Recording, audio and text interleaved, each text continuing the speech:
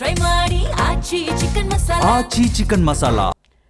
February 15ರಂದು ನಡೆಯಬೇಕಿರುವ ಬದ್ಧವೈರಿ Pakistan ವಿರುದ್ಧದ high voltage ಪಂದ್ಯಕ್ಕೂ ಮುನ್ನ rehearsal ಎಂಬಂತೆ ಭಾರತ ತಂಡ ಈ ಬಾರಿ ಟಿ20 ವಿಶ್ವಕಪ್ನ ತನ್ನ 2ನೇ ಪಂದ್ಯದಲ್ಲಿ ಇವತ್ತು ನಮೀಬಿಯಾ ವಿರುದ್ಧ ಕಣಕ್ಕೆ ಇಳಿಯಲಿದೆ. ತಂಡ ಸತತ 2ನೇ ಗೆಲುವಿನ ಮೂಲಕ ಅಂಕಪಟ್ಟಿಯಲ್ಲಿ ಅಗ್ರಸ್ಥಾನಕ್ಕೇರುವ ಕಾತರದಲ್ಲಿದೆ.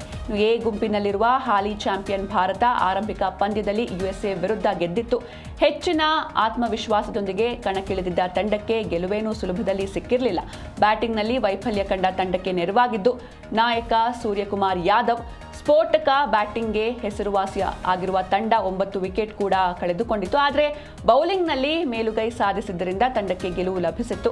ಪಾಕ್ ವಿರುದ್ಧ ಪಂದ್ಯದಲ್ಲಿ ತುಂಬು ಆತ್ಮವಿಶ್ವಾಸದೊಂದಿಗೆ ಆಡಬೇಕಿದ್ರೆ ಭಾರತಕ್ಕೆ ನಮೀಬಿಯಾ ವಿರುದ್ಧ ಬೃಹತ್ ಗೆಲುವು ಅಗತ್ಯ ಇದೆ. ಬ್ಯಾಟಿಂಗ್ ವಿಭಾಗ ತನ್ನ ಇಂದಿನ ಲಯಕ್ಕೆ ಮರಳಬೇಕಿದ್ದು ಸೂರ್ಯಕುಮಾರ್ ಮಾತ್ರವಲ್ಲದೆ ತಿಲಕ್ ವರ್ಮಾ, ಇಶಾನ್ ಕಿಶನ್, ಶಿವಂ ದುಬೆ, ಹಾರ್ದಿಕ್, ರಿಂಕು ಬ್ಯಾಟ್ನಿಂದ ರನ್ ಹರಿದು ಬರಬೇಕಿದೆ. ಕಳೆದ ಪಂದ್ಯಕ್ಕೆ ಗೈರಾಗಿದ್ದ ಜಸ್ಪ್ರೀತ್ ಬುಮ್ರಾ ಈ ಪಂದ್ಯದಲ್ಲಿ ಆಡಲಿದ್ದು ಅವರ ಬದಲು ಆಡಿದ್ದ ಸಿರಾಜ್ ಈ ಪಂದ್ಯದಲ್ಲಿ ಹೊರಗೆ ಉಳಿಯಬಹುದು.